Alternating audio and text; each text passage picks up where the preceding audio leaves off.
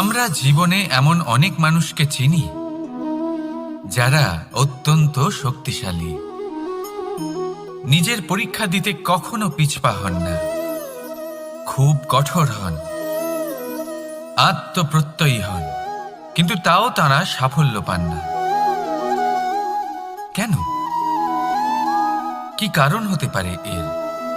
লৌহ মানবের মতো ব্যক্তিত্বের অধিকারী হওয়া সত্ত্বেও তারা সফলতা কেন লাভ করেন না? এবার এটার উত্তর তাদের ব্যক্তিত্বের মধ্যেই লুকিয়ে রয়েছে। লৌহ মানব, লোহা।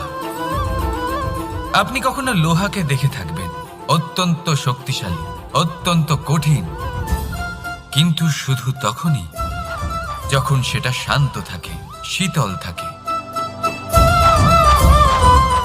তাকে উত্তপ্ত করুন, তা আর কঠিন থাকবে না।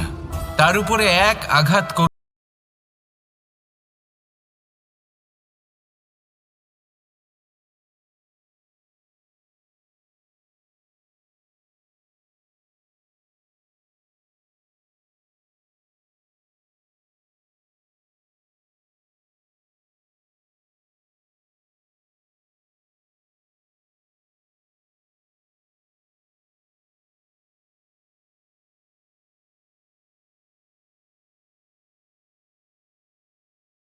বদলাবেন না।